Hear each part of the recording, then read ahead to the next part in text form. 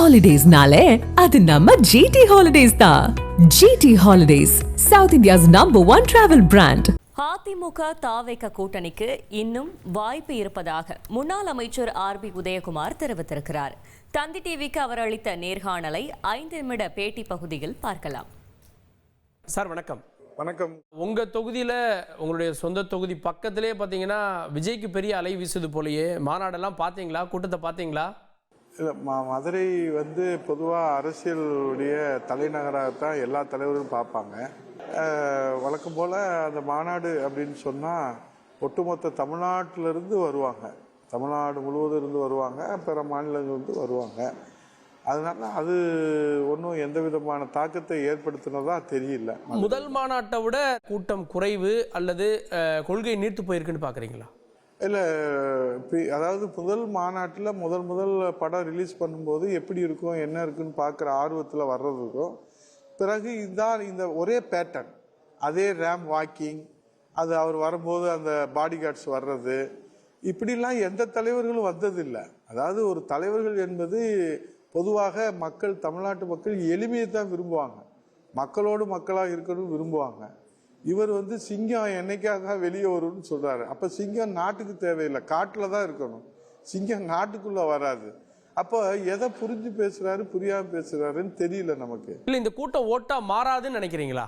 இல்ல, பொதுவா பல தலைவர், இப்ப சிரஞ்சீவியை நீங்க எடுத்துக்கங்க, அவருக்கு சேராத கூட்டமா, அவரை தெரியாத ரசிகர்களா, அவருடைய எதிர்காலம் எப்படி இருந்துச்சு? இன்னைக்கு கட்சியே கலைச்சிட்டு போயிட்டாங்க, கட்சியே இல்லை. அவர் தம்பி தான் இன்னைக்கு, பவன் கல்யாணம் தான் இன்னைக்கு கூட்டணி சேர்ந்து அவர் முதல்ல சூடு போட்டுக்கிட்டாரு, அவர் ஒரு கட்சி ஆரம்பிச்சாரு, அவருக்கு சேராத கூட்டம் இல்லை. இப்போ அதுக்கு பிறகு அவர் கூட்டணி அமைச்சு தான் தன்னுடைய கட்சியை நிலைநிறுத்திக்கிட்டாரு, அவர் துணை முதல்வராக வந்திருக்கிறாரு. இப்படி உதாரணங்கள் இருக்குது. இப்போ இவர் சொல்ற உதாரணம் தமிழ்நாட்டிலே நடந்தது கிடையாது. இது வரைக்கும் தமிழ்நாட்டிலே இதுவரை முன் உதாரணம் இல்லை.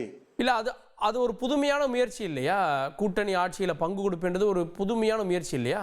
அதுதான் அந்த முயற்சிகள் வருகிற போது நீங்கள் உங்களுடைய இயலாமையும் சேர்த்து சொல்வதாகத்தான் மக்கள் பார்ப்பாங்க. இயலாமையால அப்படி சொல்றாரு, கூட்டணி ஆட்சி தரேன்னு சொல்றாருன்னு பாக்குறீங்க?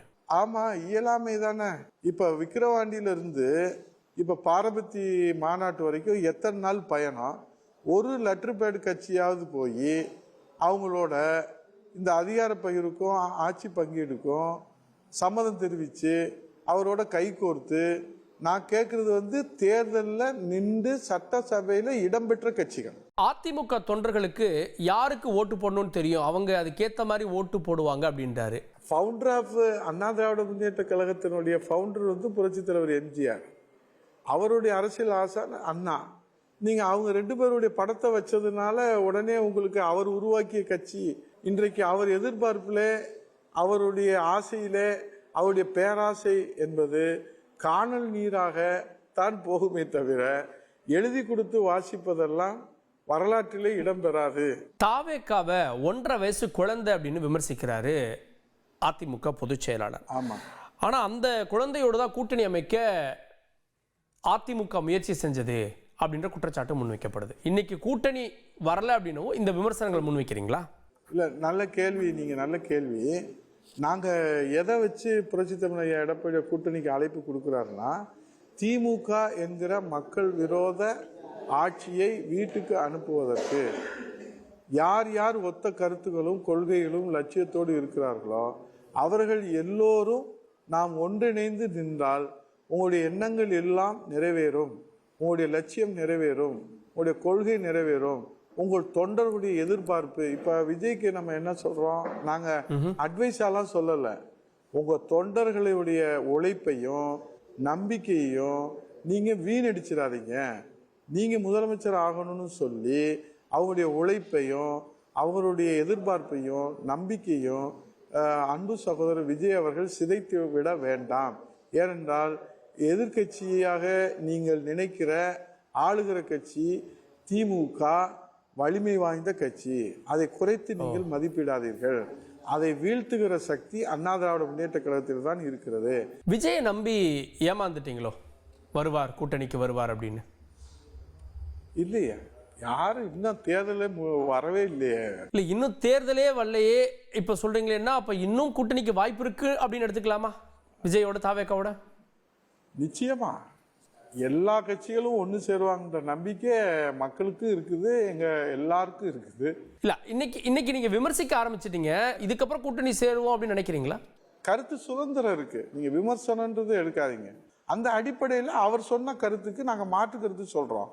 நீங்க அதை குற்றச்சாட்டாவோ விமர்சனமாவோ நீங்க பாக்குறீங்க.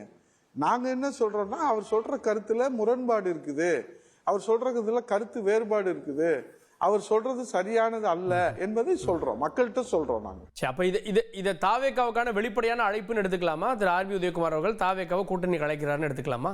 நிச்சயமா திமுக வீழ்த்துறவர்கள் எல்லோரும் புரட்சி தமிழர் எடப்பாடியோட தலைமையிலே சேர வேண்டும். தேசிய கட்சிகளுக்கு தெரிந்தது ஏன் விஜய் அவர்களுக்கு தெரியவில்லை? தேசிய கட்சிக்கு தெரியுது. அண்ணா திராவிட முன்னேற்ற கழக தலைமையிலே, எடப்பாடிய தலைமையிலே கூட்டணி அமைத்தால்தான் திமுக வீழ்த்த முடியும் என்கிற அந்த உண்மை நிலவரம் ஏன் நம்முடைய அன்பு சகோதரர் விஜய் அவர்களுக்கு தெரியவில்லையா, அல்லது யாரும் சொல்லவில்லையா, அல்லது தெரிந்தும் தெரியாமல் இருக்கிறாரா என்பதுதான் இப்போ மக்களுடைய கேள்வி. ஹாலிடேஸ்னாலே அது நம்ம GT Holidays தான். GT Holidays, South India's #1 travel brand.